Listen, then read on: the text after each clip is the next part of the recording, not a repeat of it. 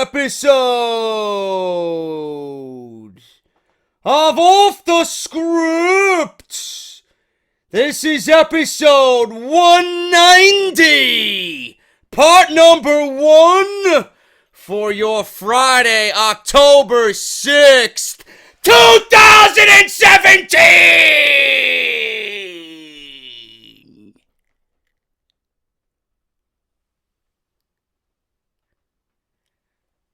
I got news! Actually, I don't got news! Because this Sunday is WWE Hell in a Cell! And today, we're gonna go over my preview and predictions for the big show this Sunday, live on the WWE Network. Because we always do that before pay-per-view. Do you want to know why? Because this is the number 1 fucking podcast! Right here on YouTube.com! This is Off the Script. The Amazing Red brought together the entire House of Glory roster at High Intensity 6 in a monumental moment by winning the House of Glory World Championship back from the House of Gangon. Someone says the title's been poisoned, Shapiro. The Amazing Red brought it back. You would say poisoned, I say vindicated. Gangon defended that title anywhere and everywhere, putting that belt on the line in this building or in any building across the United States of Canada. Look at the speed. Look at the speed. Look at the athleticism.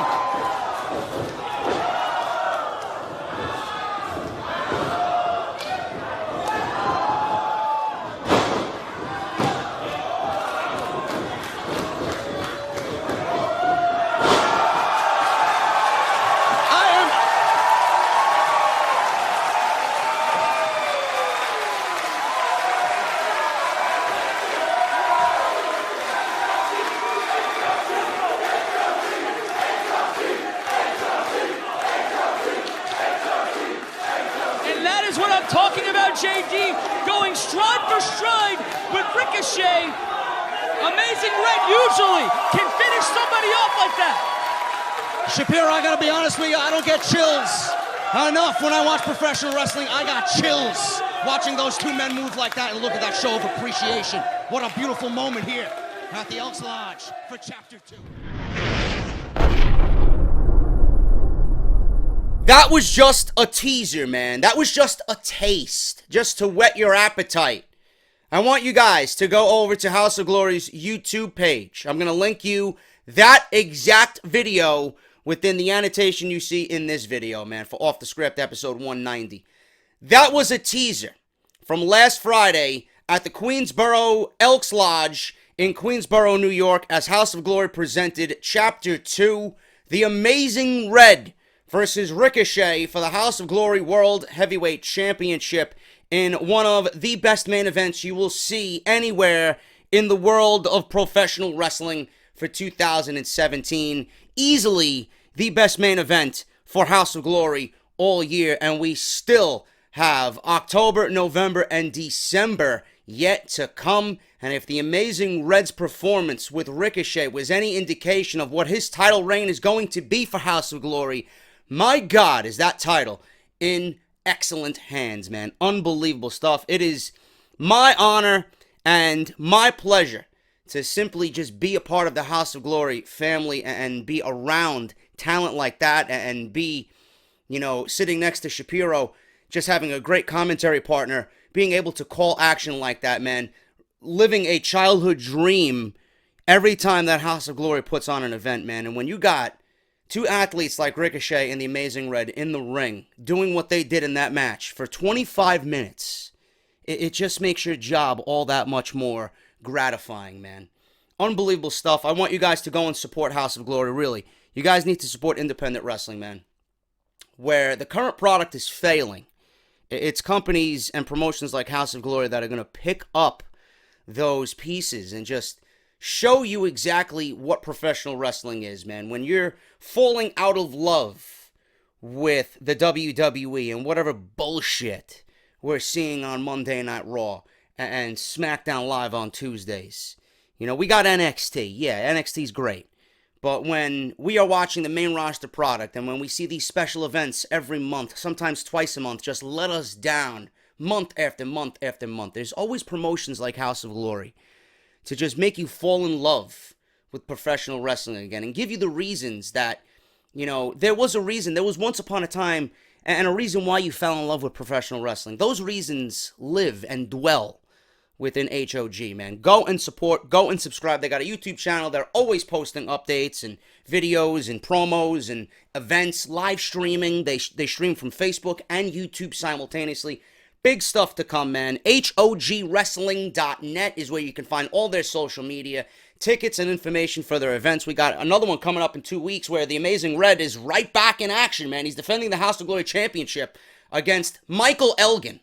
So if you guys don't want to miss that spectacular match, you got to come out to the NYC Arena, man, in Queens. And it's going to be an unforgettable evening, again, as we present Glory of War. House of Glory presenting Glory of War. That is actually TLC weekend, so it's going to be another big weekend for me in October in just a couple of weeks, man. I am JD. Thank you guys so much for stopping by the channel this morning. As always, this is episode 190, part number 1 of the number 1 professional wrestling podcast right here on YouTube.com. As it pertains to everything WWE, I do my best each and every single week to give you guys the reality of what is current day WWE. Today, we're going to go over WWE Hell in a Cell. We're going to go over the entire match card. I'm going to give you my preview, how we got here, and I'm going to give you my predictions for the show this coming Sunday that is going to feature Shane McMahon versus Kevin Owens inside the demonic structure known as Hell in a Cell. Also inside Hell in a Cell, and probably the match I'm looking forward to most on Sunday's card, the Usos going up against the New Day for the WWE SmackDown Live Tag Team Championships. Also, someone by the name of Juicer Mahal, Jinder Mahal, Failure, Raha, the WWE Champion. Someone who is undeservedly so, carrying around a title that belongs nowhere near him. Jinder Mahal, again, defending the title against Shinsuke Nakamura, and what I hope, it's looking less and less likely now with the rumors that are coming out, that WWE is going to be in India just a week after Hell in a Cell. Looks like Shinsuke Nakamura will be, again, on the receiving end of an L, looks like, or at least not walking away with the title at Hell in a Cell. He's going after the WWE Championship again against Jinder Mahal. We'll talk about that and what the rumors are going around, circulating about Nakamura and Jinder Mahal in the WWE Championship situation. There's rumors going around again this week that Jinder Mahal is going to hold the title all the way through WrestleMania. My God, that would be a colossal mistake and something that I don't think WWE can afford to do right now, no matter what they want to do in India. It is a mistake. The guy sucks. The guy's a failure. The guy's a joke. The guy's pathetic. He's not a champion. And you could honestly say he is part of the reason why people aren't attending SmackDown Live. And I'm going to stick to my guns on that. The guy is not legit. People don't buy him as a champion. And people do not want to come to SmackDown Live to see the top of the card being headlined by Jinder Mahal. I've said this week in and week out, I'm going to ingrain it in your brains every single time that I can, as long as this guy's the WWE champion. The guy fucking sucks. Plain and simple. And I don't say that intense about a lot of people. I don't say that, and I'm trying not to use the F-bomb because of YouTube's policy, but that doesn't mean my content's going to suffer. I'm still going to give it to you. I'm still going to stress the fact that this guy fucking sucks. He's garbage. He's got to get off my TV, and there's a reason why he's on the t-shirt. We'll talk about that, plus so much more right here on Off the Script, episode 190, part number 1. It's October 6th, 2017. I do want to make mention of the Bullet Club design t-shirt, JD Club design, that was available only on teespring.com. You guys are absolutely amazing, man. I set the goal at 40. I set the goal at 40 because I didn't know how well it was going to sell. I might have shortchanged myself, but you guys blew that away, man. We almost did double. We almost did double the original goal of 40, man. We sold 70 t-shirts. That is amazing. So there's 70 exclusive members of Team JD that are going to be sporting around a t-shirt that you ain't going to find anywhere else. And I feel so sorry. I feel so sorry for people who came to me and asked me, JD, is there going to be another campaign? I just got paid. I didn't have money in my account. I wanted the t-shirt. I wish there was something I can do, but if you guys are lucky, depending on how well this went, I might do another campaign for another 5 days around Black Friday. I might do another campaign for the shirt around Black Friday. For those who want it still, and for those who missed out, I might bring that design back. I'm going to tweak the design a little bit. I'm going to see if I can work with Blinded Fate, who's actually a subscriber and a Patreon to the channel. He actually did the design. Beautiful design. I'm going to see if he can tweak it a little bit. See if we could kind of differentiate shirt 1 from shirt 2. But I will put that design up again for Black Friday, just in time for the holidays. So you guys have a chance to get that beautiful Bullet Club design. So thank you to everybody, all 70 of you who bought that shirt, man. You guys really blew me away with the response to that. So that is 70 members of this team JD. They're going to be sporting around that beautiful Bullet Club design, JD-inspired t-shirt with the beer bottles and the skyline of New York City, man. So thank you so much to everybody who bought that shirt. Speaking of shirts, man, the new Get Off My TV design, version 2 redone, is version 2.5, featuring the WWE Champion, Jinder Mahal, Enzo Amore, Bayley, and Titus O'Neil with Titus Worldwide! We got all 4 of them goons on one shirt, available now on Barbershop Window. Make sure you guys go and check out barbershopwindow.com/offthescript. I'm going to save you 20% off, man. You want that shirt? I'm going to save you 20% off. JD17 at checkout. Use that promo code at checkout. You're going to save yourself 20% off whether you order one shirt or a whole bunch of shirts, man.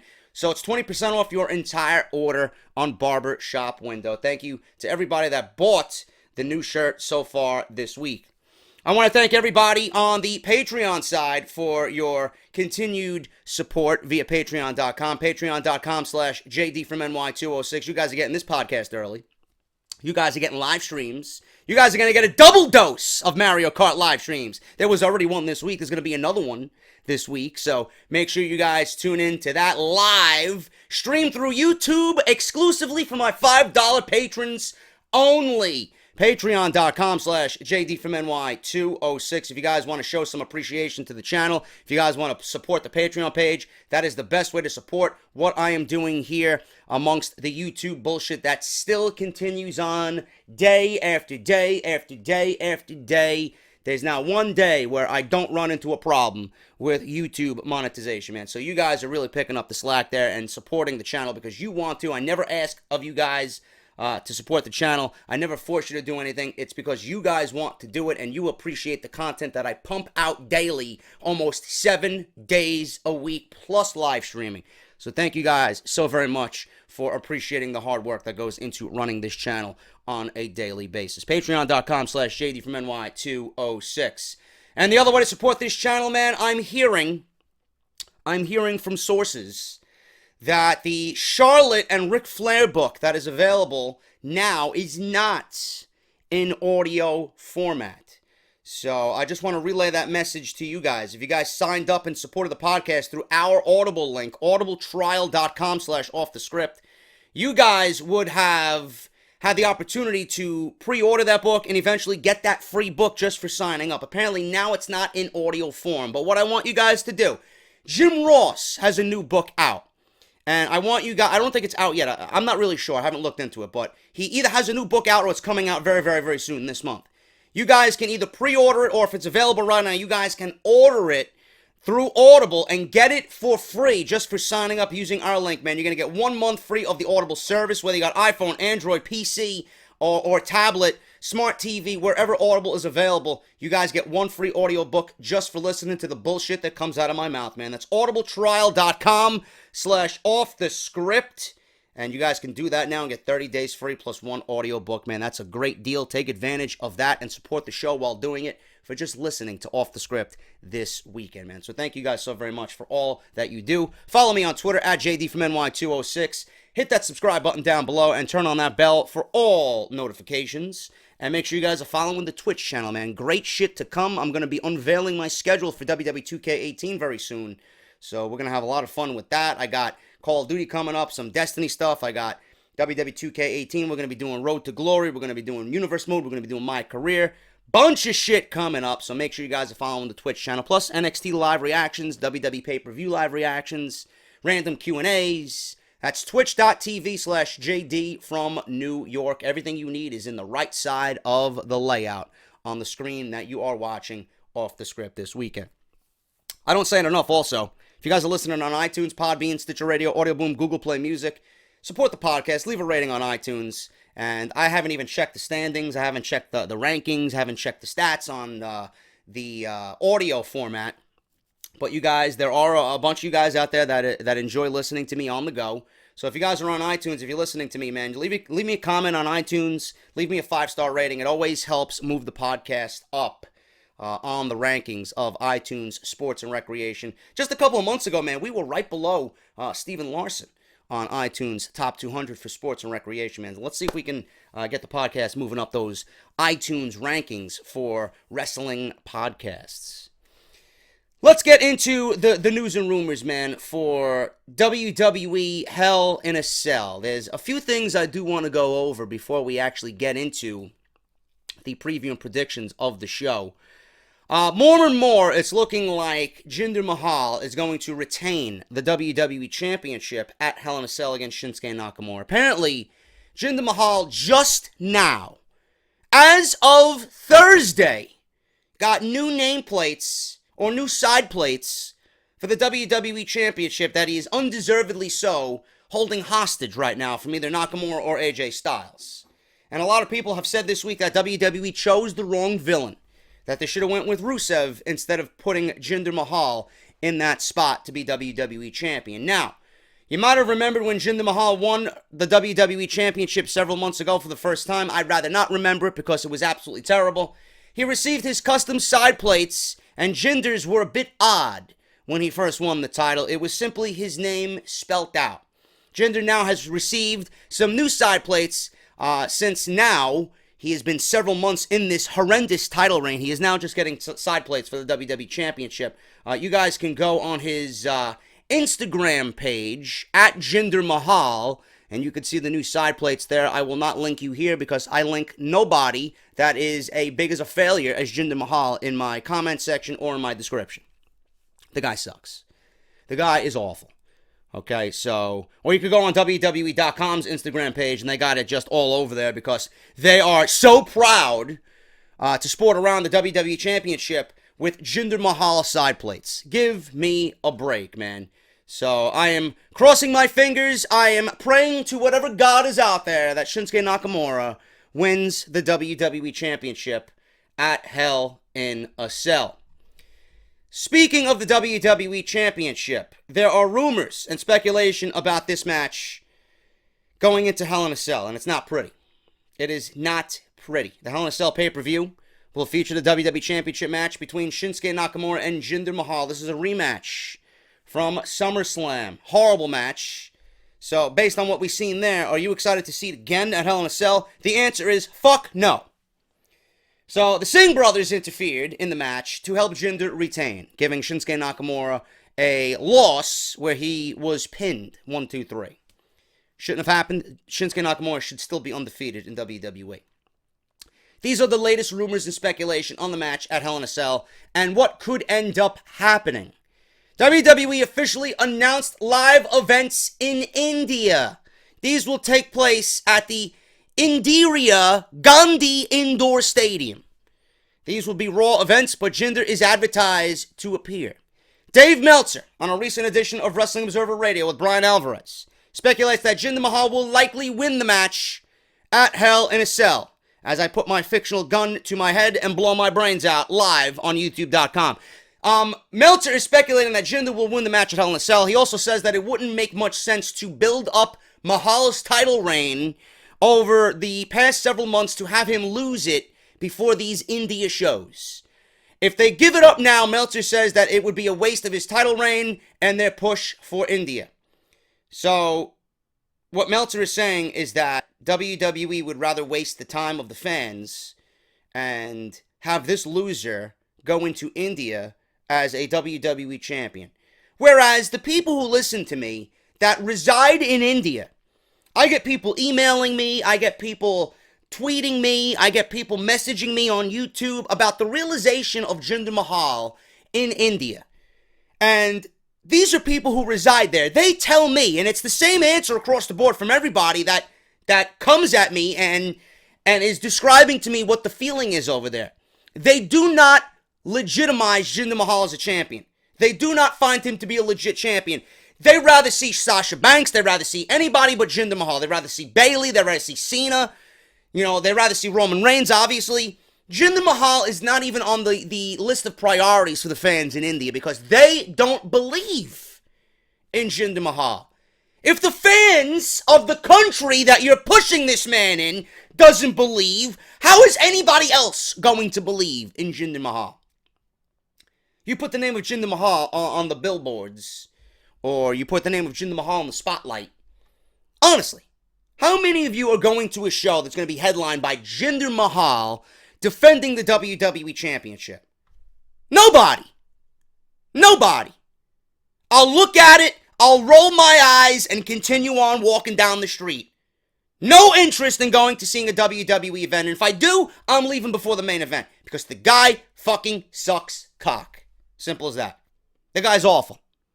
He is one of the worst WWE champions of all time. He has one of the worst reigns ever for a WWE champion. How this guy surpassed the names on that list I read a couple of weeks ago on the podcast is just baffling to me. Oh, but JD, he's a nice guy, man. Jinder could be the most gentleman-like individual that there is in the WWE. He could be a good Samaritan. He can help the old lady carry the bags from the supermarket to her taxi cab. He can help the old lady cross the street. He can do whatever to showcase that he's a good guy. He sucks as a WWE champion.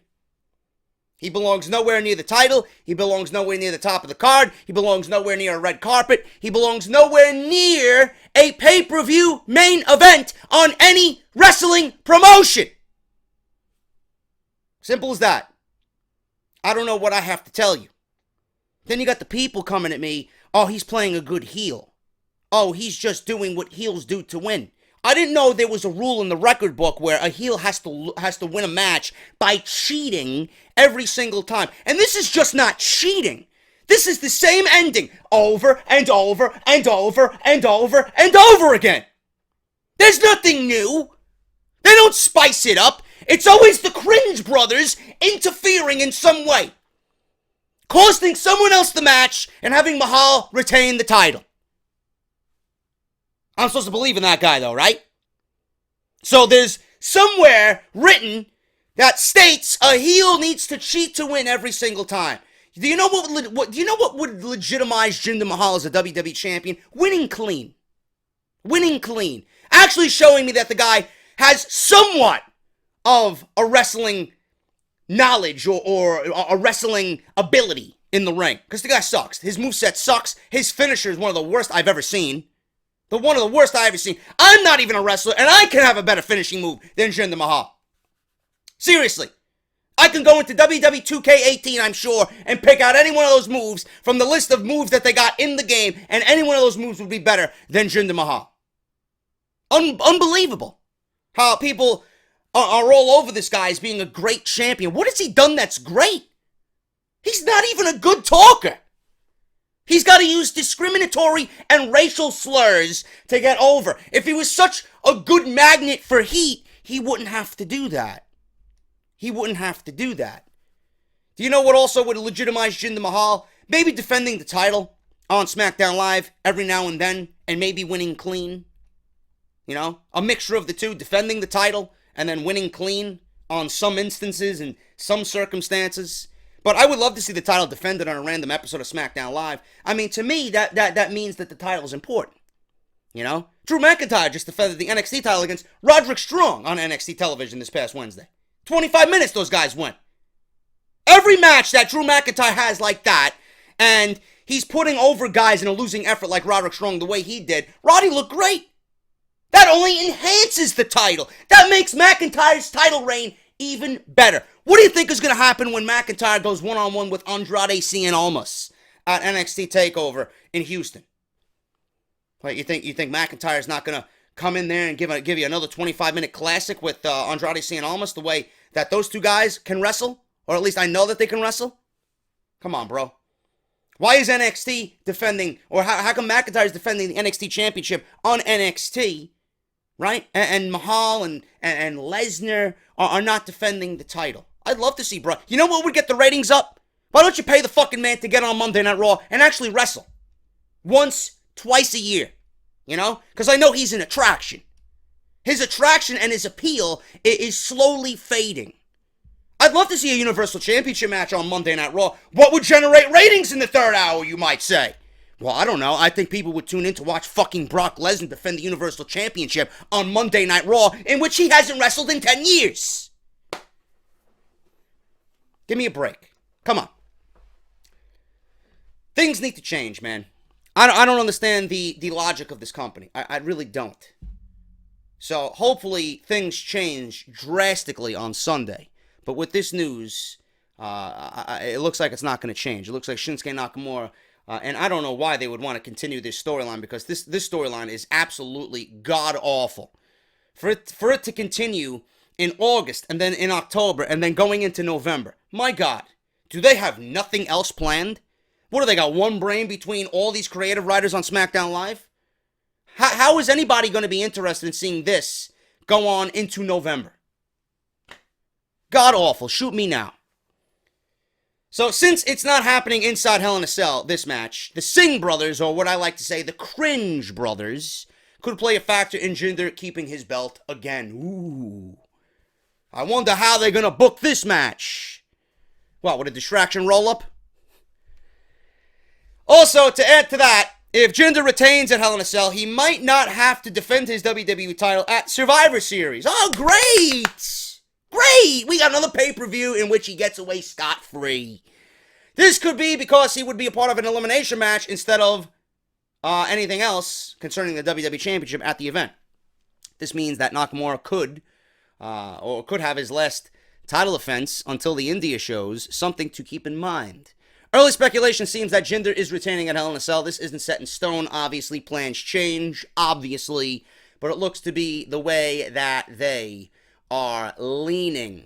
So Jinder Mahal going up against Nakamura, probably going to retain the WWE Championship. There is a possible hint on the future of Kevin Owens following Hell in a Cell. Kevin Owens will face off against Shane McMahon at the Hell in a Cell pay-per-view on Sunday. This match will happen inside of the demonic structure. The rivalry between Owens and Shane has become heated in recent weeks, with Owens attacking Shane's father, Vince McMahon, as well as attacking his family verbally. It is sure to be a grudge match on Sunday night. There have been rumors circulating about Owens' future after the event, since he's feuding with SmackDown's commissioner. This is the latest. Owens is currently being advertised to appear at the Raw Live event in Portland, Oregon on October 16th. Now, people are speculating that this could be indicating that Owens is moving to Raw in some sort of storyline away from SmackDown because of Shane McMahon. Now, this would make sense. Obviously, Shane will likely not want Owens on his brand anymore after they fight one another. Could easily see them getting split up. But with Owens moving to Raw, something like this is certainly going to be a little bit more intriguing going into this match, and is certainly something to keep your eye on going into Hell in a Cell. So I don't know about that, man. I'm going to say this before we get any concrete information. If I hear anything, obviously I'll let you guys know in some type of extra video or off-the-script extra, or I'll just report it on this podcast here. You know, when they send out feelers, this is taking place in the Moda Center in Portland, Oregon, Monday, October 16th. This looks to be a legit Monday Night Raw show from Portland, Oregon, that's going to air on the USA Network. Card subject to change. I don't know why they're advertising Kevin Owens here. Now, this could really mean that he is moving to Monday Night Raw, which would, leave SmackDown Live without a top heel right now. Kevin Owens is the top heel on SmackDown Live. Unless they have, and I'm going to say this, and I say this about everybody, unless they have someone to fill that void on SmackDown Live, this is a mistake.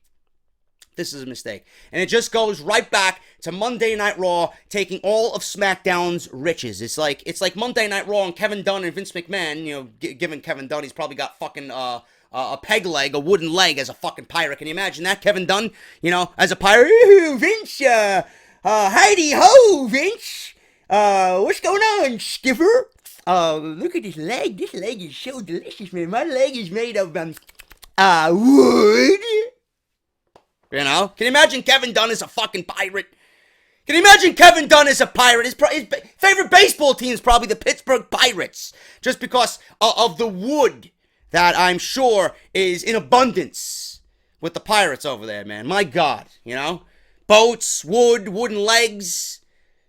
Whatever, I got a little carried away. But, again, this is going back to Monday Night Raw stealing the riches in some type of pirate plunder here. Stealing their riches from SmackDown Live.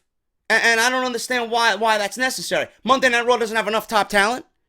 Monday Night Raw doesn't have someone who's a top heel on that brand. Samoa Joe. What happened? Braun Strowman apparently is an in-betweener over there.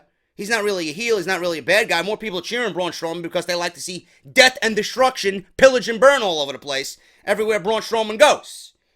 So, I don't know why they would have to take Kevin Owens away from SmackDown Live. Unless you have someone to fill Kevin Owens' spot as a equal level heel, it's a mistake. And why are you going to move? Why would you move Kevin Owens to Monday Night Raw in October? He's not going to factor in anything. What, he's going to be an Intercontinental Champion on Monday Night Raw? Where he could easily challenge for the WWE Championship on SmackDown Live. So you're taking opportunity away from him to put him on Raw, in which he will never see the Universal Championship because it's going right to Roman Reigns. It's like they all get swallowed up in the Roman Reigns vacuum over on Monday Night Raw. Nobody's got a world title to fight for, and they haven't built the Intercontinental title up to a point where people are going to be proud to carry it. Then they script these guys to say, oh, I'm going to bring prestige back to the Intercontinental Championship, and then they get booked like shit as the Intercontinental Champion. Why would you take Owens away from SmackDown Live? Why? I don't get it. There's much more of a storyline on SmackDown Live with Kevin Owens challenging for the WWE Championship. I'd love to see Nakamura win it and then get into a program with Kevin Owens, this version of Kevin Owens. At least we'll get Nakamura in a big boy storyline instead of him spitting nursery rhymes, you know. Sticks and stones may break my bones, but words would never hurt me. Are you fucking kidding me? That had to be a Vince McMahon line. You know he was there. We seen him in the beginning of the show on Tuesday night, you know, doing Pray for Vegas, right? Give me a break. Who scripted that line? Nakamura's a rock star. Nakamura's cool. And he's got oozing charisma, right? Why are they letting this guy speak and then spit nursery rhymes? He's just as bad now as Roman Reigns. You know? Oh, climbing up the beanstalk. Jolly Green Giant. What is going on here in this company? Am I losing my fucking mind? Am I being this picky? Nakamura should not speak. At all. The guy's facial expressions are enough to say and tell a story. The guy's got broken English. Why are you going to have him go out there and struggle to get words across? And then you want him to speak and that's the best that you got for him? Sticks and stones may break my bones, but words would never hurt me? I don't get it. I don't get it. Where am I? Kevin Owens on Raw. No. Keep him on SmackDown Live. Keep him on SmackDown Live.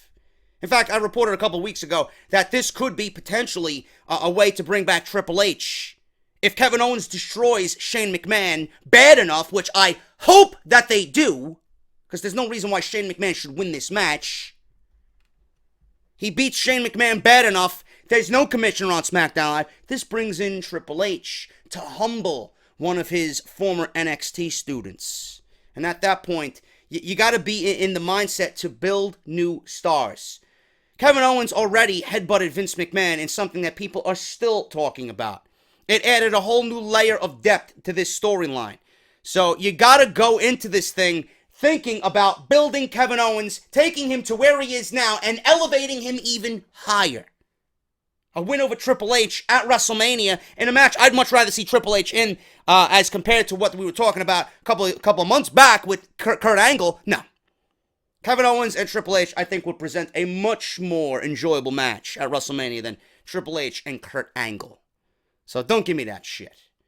So you got to think about building Kevin Owens up here and building his stock. Otherwise, what is the point here?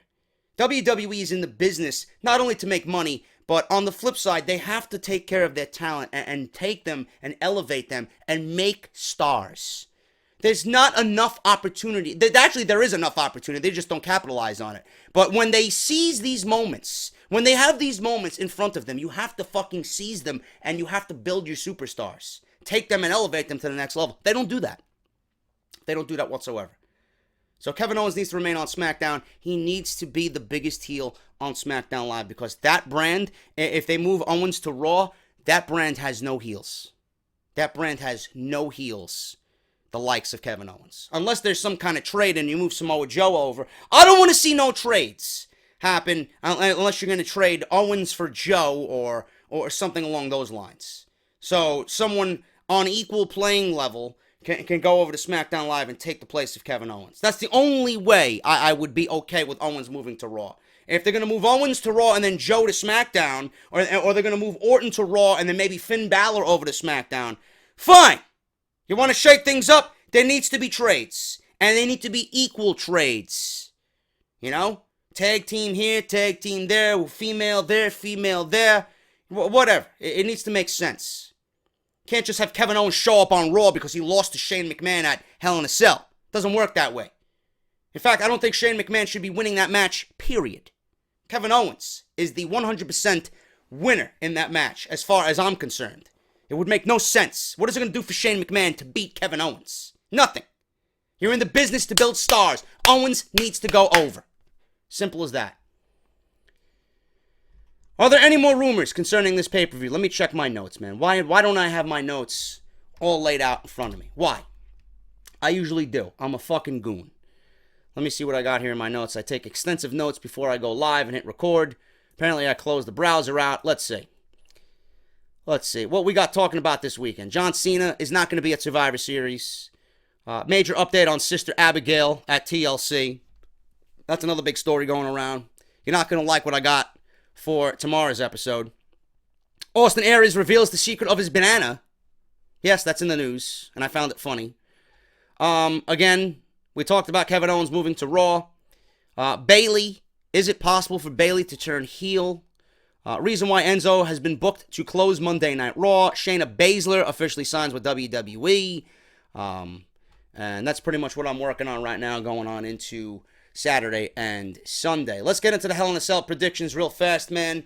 Matches, 8 of them are taking place on Sunday night. Chad Gable and Shelton Benjamin, which we haven't seen in 3 weeks. Where are they? I don't know. WWE showcases a tag team, and then they just magically disappear. Chad Gable and Shelton Benjamin versus the Hype Bros, Mojo Rawley and Zack Ryder. Speaking of Zack Ryder, I had every intention to buy the new Comic-Con Zack Ryder Funko Pop, and it was sold out instantly on WWE.com. I can never get lucky with these things. That's going to be worth a fortune because it's a Comic-Con exclusive, and I doubt I'm going to find it or see it ever again. Somebody has a lead on it where I can buy it for $15 like I should have the other night, then please let me know because I want one. And as you can see, I love Funko Pop. Chad Gable and Shelton Benjamin will defeat the Hype Bros. The Hype Bros will be the next fatality in the tag team division on SmackDown Live. Mojo Rawley and Zack Ryder will be splitting up after this. That is my prediction. Zack Ryder turning heel, turning on Mojo, and Mojo will be the babyface moving forward. Zack Ryder, don't know what they have planned for him. Maybe a possible run at the United States Championship. But I know that if WWE splits up Zack Ryder and Mojo Rawley, that nothing will happen to either of these guys because they got so much talent that they're not using already. Do you expect SmackDown Live to use Zack Ryder in a heel role when they're not using Rusev properly, when they're not using Luke Harper properly, when they're not using Eric Rowan properly, when they're not using Ty Dillinger properly, when they're not using Sami Zayn properly? Add Sami Zayn and Zack Ryder and all these guys to the list on catering for the following Tuesday nights on SmackDown Live. That's all you got to worry about that. Chad Gable and Shelton Benjamin are going to win. No problem, and the Hype Bros are going to disband as a tag team. Zack Ryder going heel, and Mojo being the babyface. Randy Orton versus Rusev in a match that I'm sure nobody cares about. This came to be, and I have to remind you of this ridiculousness. Randy Orton defeated Rusev in 10 seconds at SummerSlam. Great booking there, WWE. The two had a rematch on September 19th. Where Rusev defeated Orton in about 10 seconds. That was just a couple of weeks ago. Yeah, because that win over Randy Orton really made up for the loss that Rusev suffered at SummerSlam. That's WWE's logic there. It did nothing. I rolled my eyes at it. Because Randy Orton beat him in 10 seconds, that means Rusev has to come back and beat him in 10 seconds. So this feud is built off who can beat who in the quickest time. What is it going to be? What is it going to be at Hell in a Cell? What is it going to be? 6 seconds? Come on, bro. Come on, bro. Orton had already had a match, though, with Aiden English, which played into the factor of Rusev beating him in 10 seconds. So then we had a Rusev celebration, Rusev Day, where he defeated Randy Orton. He was presented with the key to his hometown in Bulgaria by the town's mayor. I'm not sure if that was the town's mayor or not, or some goon pretending to be the mayor. English was on hand to sing a song for the celebration, and the mayor proclaimed September 26th as Rusev Day. Will WWE follow up September 26, 2018 as Rusev Day? We will find out next year. But if I'm booking it, I'm making it a national WWE holiday. Orton then appeared and gave RKOs to English and then one to Rusev. So another match was scheduled for Hell in a Cell. On the final SmackDown before Hell in a Cell, as we've seen on this past Tuesday, Orton faced English with Rusev at ringside. However, Orton defeated English in 1 minute with an RKO out of nowhere. So that is this feud right now. And then you wonder why Randy Orton is pissed off about his current direction on SmackDown Live. Are you serious with this? After all that I read, if you're Randy Orton, would you be pleased? Would you be excited to be in a program like that? My God, awful. So who wins? Who wins? Rusev's got to win. What point does it make for Randy Orton to win when he got a 10-second win over at SummerSlam on Rusev? It doesn't make any sense if Rusev loses this match. Rusev is going to win. Don't know how he's going to win. I can't see Randy Orton tapping out. Maybe we get a spinning heel kick or a super kick of sorts for Randy Orton to take the 1, 2, 3. I think Rusev is going to win. Rusev needs to win against Randy Orton at Hell in a Cell. We got Dolph Ziggler versus Bobby Roode. Dolph Ziggler's been coming out impersonating other wrestlers' entrances, claiming that that's all the fans ever cared about. If they got someone with an elaborate ring entrance, that's all they care about. The oohs and the ahs and everything that happens in the ring doesn't matter to anybody. The actual in-ring performance doesn't matter to anybody. He also claimed, Ziggler did, that he was the best in-ring performer in WWE. Well, he could be if WWE actually allows Ziggler to be Dolph Ziggler and they actually get behind him. If the machine got behind Dolph Ziggler, I think Dolph Ziggler could really show everybody why he's one of the best performers in WWE. We know the guy can go. So he impersonated The Undertaker's entrance on September 26th, as well as he impersonated Macho Man, and he impersonated Triple H and Shawn Michaels and DX, and he impersonated Naomi. Bunch of bullshit, a bunch of cheesy, just corny nonsense from Dolph Ziggler. Ziggler was confronted by Bobby Roode after he imitated The Undertaker's entrance on September 26th SmackDown Live. So, Bobby Roode, obviously, as you guys know, former NXT champion, promoted from NXT, has been off WWE television for about 3 weeks, and then all of a sudden we've seen him resurface the last 2 weeks here to build this feud with Dolph Ziggler. He complimented Ziggler's in-ring work, but asked Ziggler to prove that he was the best in the ring in a match at Hell in a Cell. Obviously, Ziggler accepted.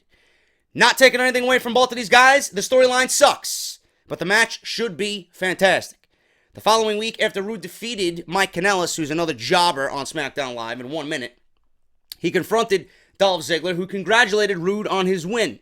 Ziggler said that he would have a big, elaborate entrance at Hell in a Cell, but says that despite that, what really matters is what happens after the bell rings. He then proclaimed Rude was all show and no talk, and that he would prove it at Hell in a Cell. So I don't know what's going on here. Obviously, Bobby Roode's going to win. There's no reason why Bobby Roode's going to lose his debut match on pay-per-view for the WWE. Ziggler, I don't know when his contract is up here. It just looks and feels that Dolph Ziggler's days are numbered with WWE. They have him doing this ridiculous storyline, and this is just a storyline for someone to go out there and just embarrass themselves. And at that point, WWE doesn't care because they know they have nothing else for Dolph Ziggler, so they're going to put him in the most embarrassing storyline that they can come up with.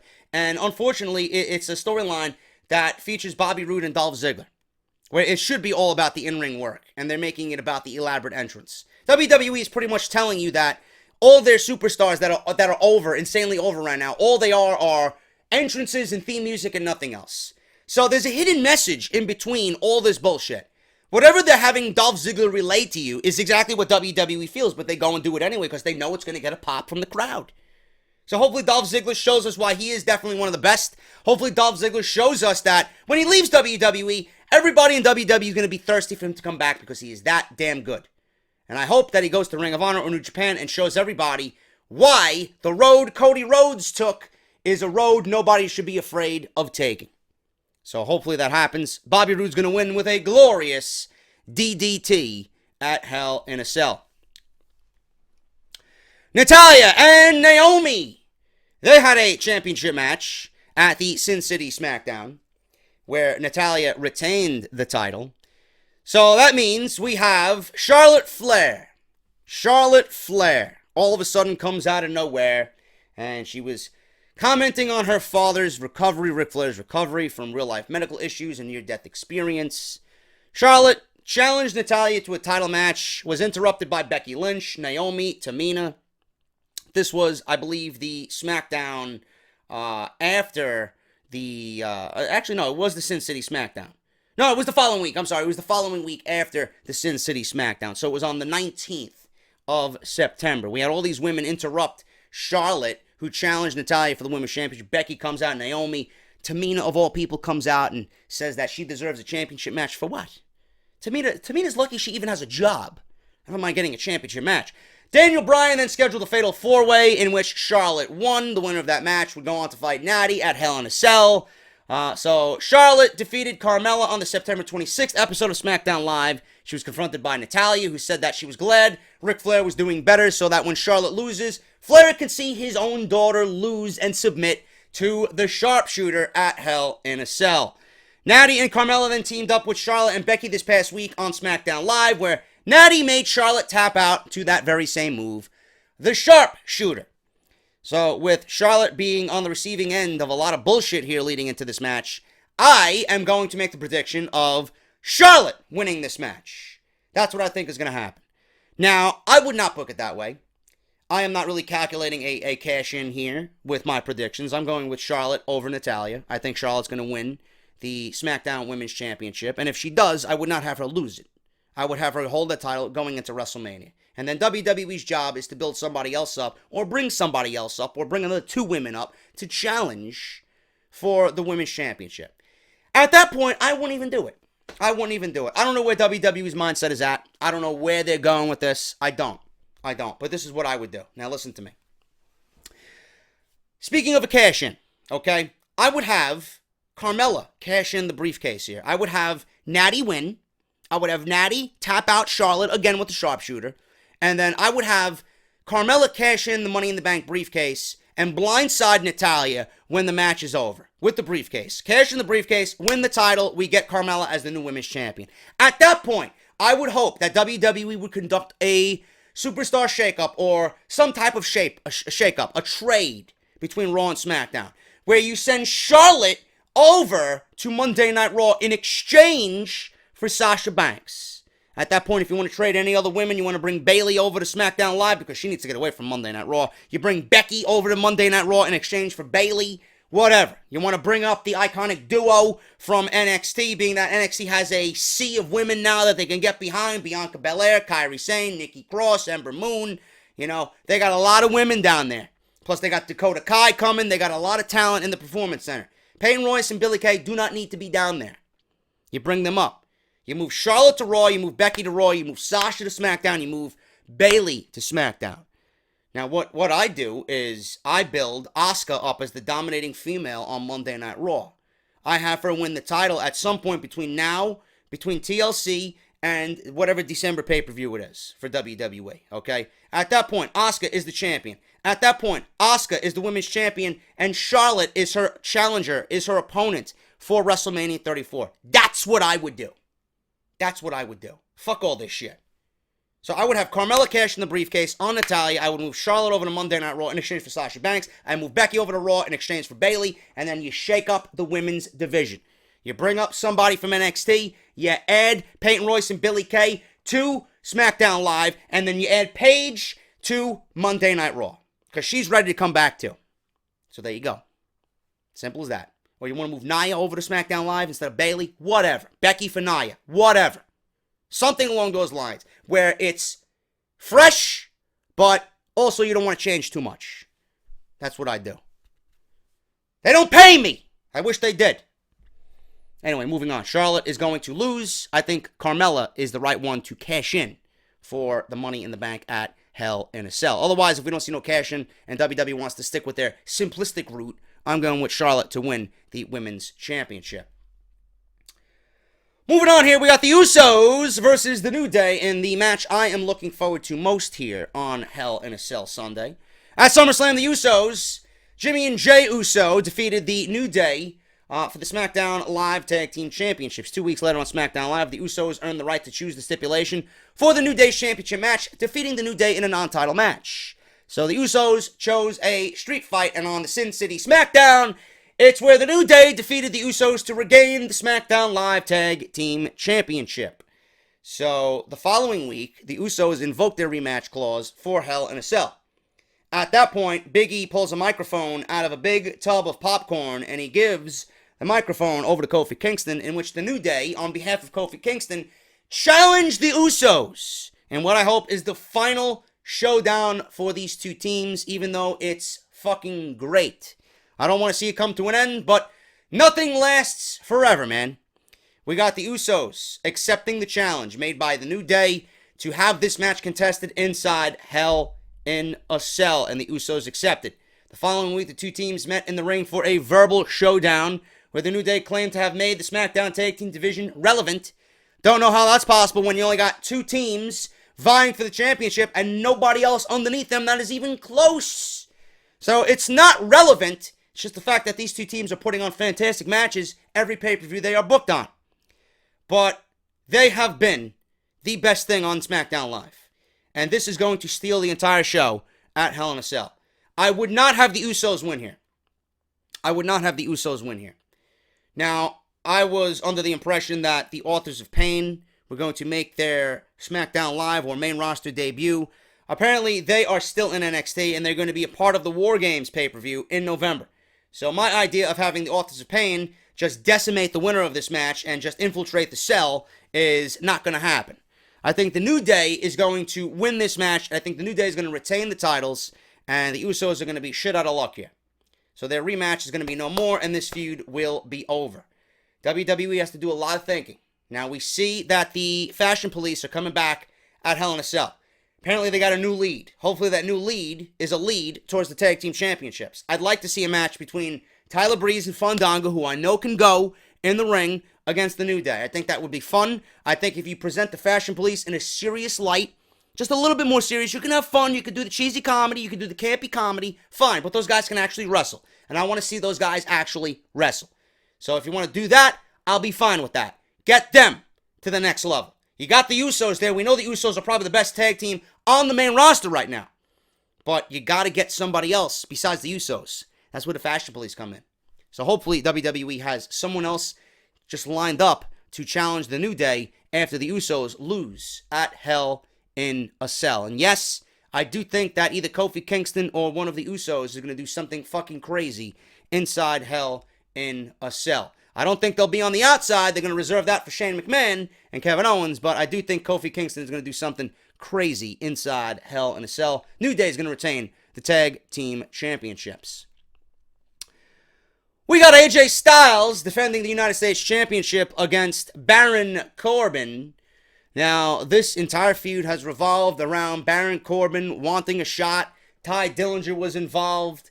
So there was AJ Styles, officially reinstating the United States Championship Open Challenge. That was answered by Ty Dillinger. Baron Corbin came out. He also wanted to answer the challenge, but it was too late. So Ty Dillinger got the match, but Baron Corbin fucked him over in 1 minute, and AJ Styles made him tap out with the calf crusher. So Styles defeated Dillinger to retain the title. Corbin attacked Dillinger, who was saved by Styles. So the following week, Dillinger faced Corbin with Styles on commentary. Corbin won the match with dirty tactics. Afterwards, backstage, Styles offered a U.S. Open challenge to one man only on the roster, and that was Ty Dillinger. Dillinger accepted. During their match, which should have went longer on SmackDown Live, that happened in Sin City SmackDown, Corbin attempted to interfere. Styles attacked him with a phenomenal forearm, and then Dillinger was defeated by AJ Styles. After the match, Styles shook Dillinger's hand as a show of respect, hoping that we'd get that match again, or at least those two guys somewhere fighting for the United States Championship with Corbin involved. Corbin attacked both of them and said that he will be the next challenger for the United States Championship. Corbin attacked Styles before the match, and Dillinger attacked Corbin. This is a ring around the rosy effect here. So Dillinger and Corbin back and forth with Styles in the middle over the United States Championship. So Corbin beat Dillinger in a one-on-one match and then proclaimed he wanted to have a shot at the United States Championship at Hell in a Cell against AJ Styles.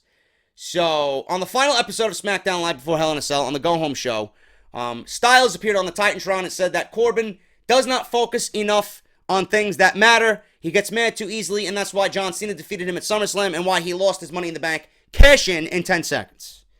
So we got Baron Corbin versus AJ Styles for the United States Championship. WWE is doing not only themselves a disservice, they're doing a disservice to Ty Dillinger, and they're doing a disservice to the United States Championship. This match should feature Ty Dillinger. Dillinger has been featured the entire way through this entire thing. Why isn't he on the pay-per-view? Why isn't he getting a shot after being fucked over by Baron Corbin? Why isn't he getting a pay-per-view payday?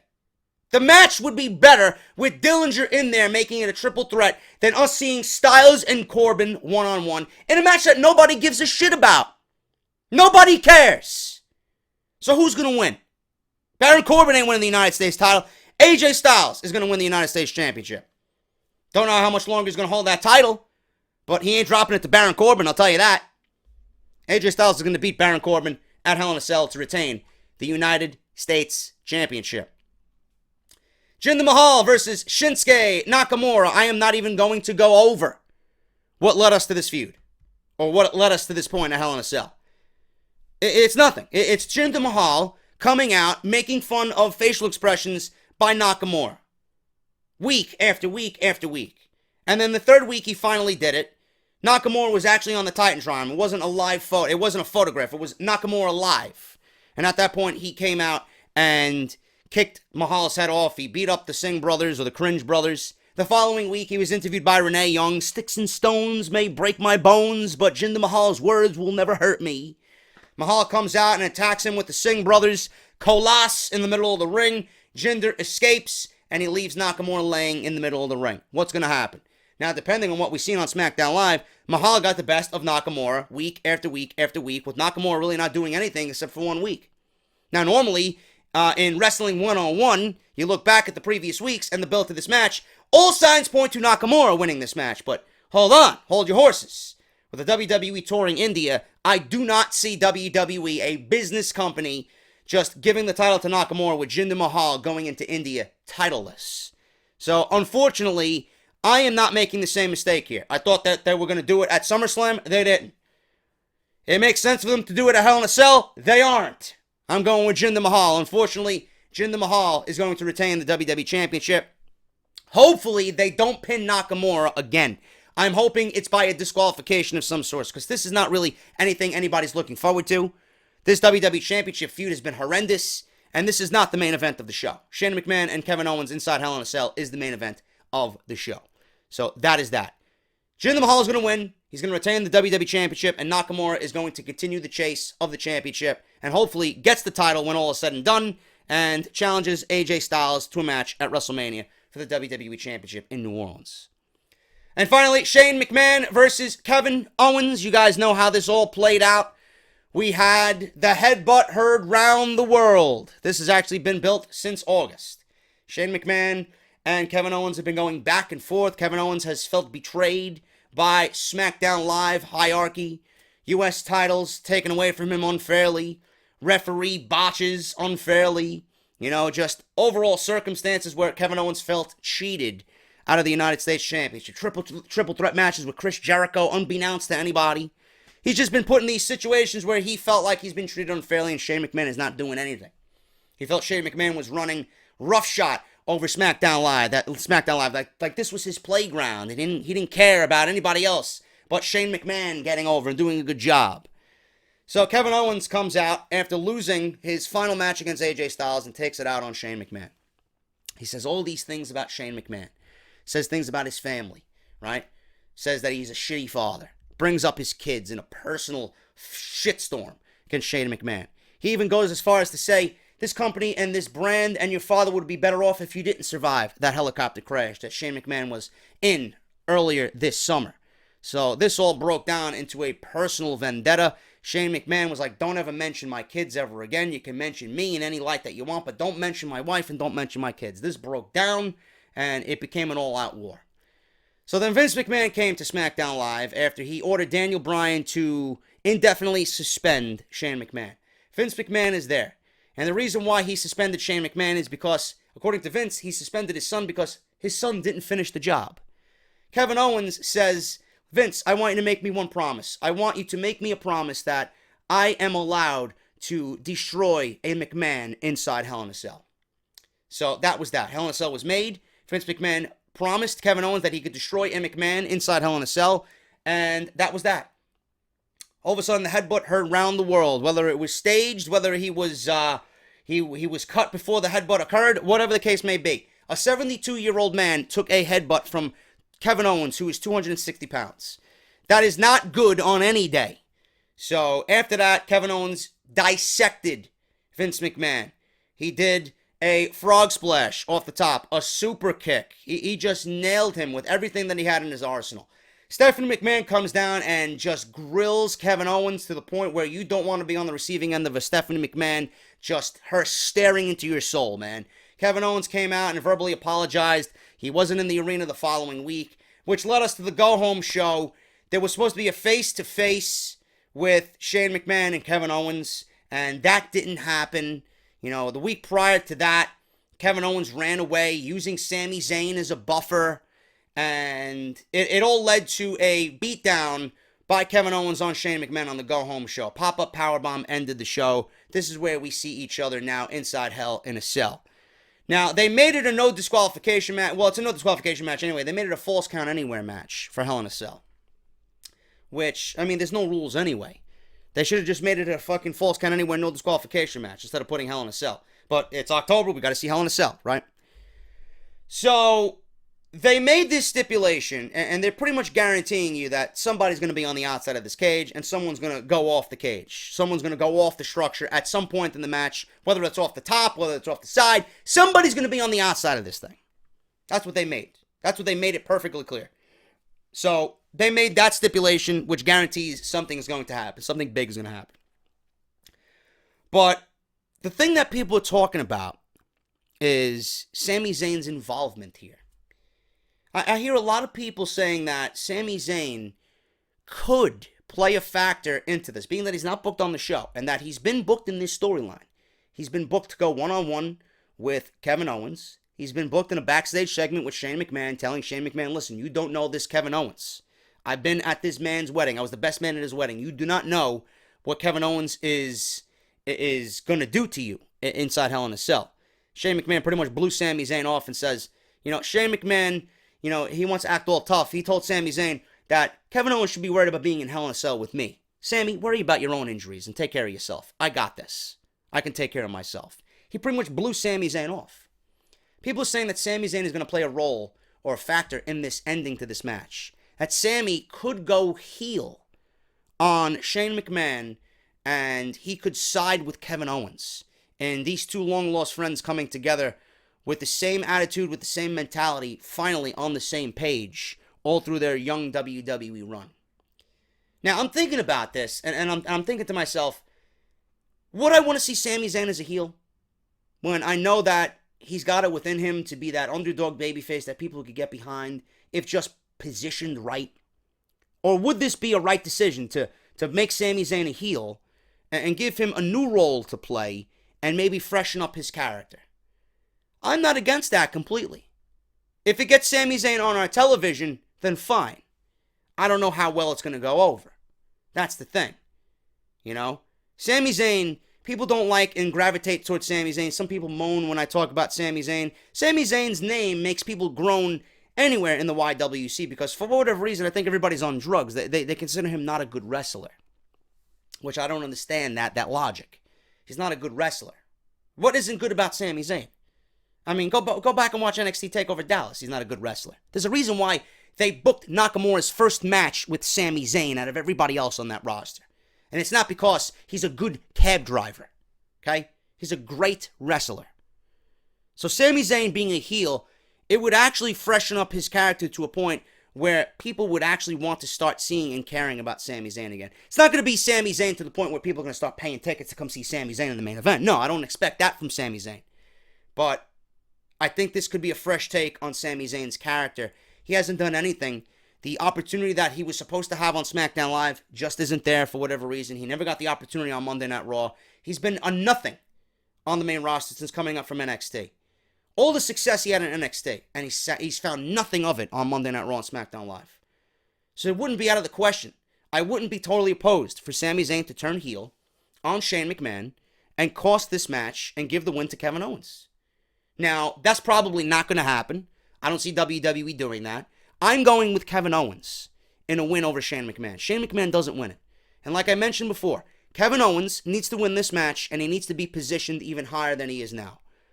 WWE's priority is to make talent. Make talent bigger than what they are now. You have an opportunity to do it with Kevin Owens. Do not stray from that. There's no reason why Shane McMahon needs to win this match. This is about building Kevin Owens. You put Kevin Owens in this position with Vince McMahon. You put him in the main event of this show. You put him and catapulted him to the top heel position on SmackDown Live. Continue that momentum instead of taking 2 steps back and then doing it all over again when another opportunity comes. You got the opportunity now. Seize it. Take it. Build Owens. He goes over and he looks like a beast in the end, continuing his heel dominance on SmackDown Live. Kevin Owens is going to beat Shane McMahon in a Hell in a Cell Falls Count Anywhere match. And yes, Shane McMahon is going off the cell one way or another. Thank you guys so very much. That is your Off the Script, Part 1 for episode 190, your official Hell in a Cell preview and predictions. Remember, if you guys want to win some money during Hell in a Cell, WrestleRumble.com has you covered, man. WrestleRumble.com, you guys can go right over there and enter the Hell in a Cell Pick'em live. You got up until 7:59 p.m. to get your entries in, so make sure you guys go and do that. 1 entry is $10. You got 3 entries for $20, and you got 5 for $30. I ain't no mathematician, bro, but I think that 5 for $30 deal is the way to go. So make sure you guys go to WrestleRumble.com, tell them that JD and Off the Script sent you, and go and follow them on Twitter, man. Thank you guys so very much. I am JD. Hit that thumbs up, and I'll see you guys tomorrow for Part 2 of Off the Script, where we talk about Sister Abigail, man. Sister Abigail is gonna come, and Bray Wyatt will be the new face of fear, man. Bray Wyatt, Sister Abigail, what's gonna happen? You're gonna be disappointed when I read you the news story as reported by Ryan Satin of Pro Wrestling Sheet. Thank you guys so much. Have a great Friday, and I will see you all for Saturday's Part 2 of Off the Script. I'll talk to you later.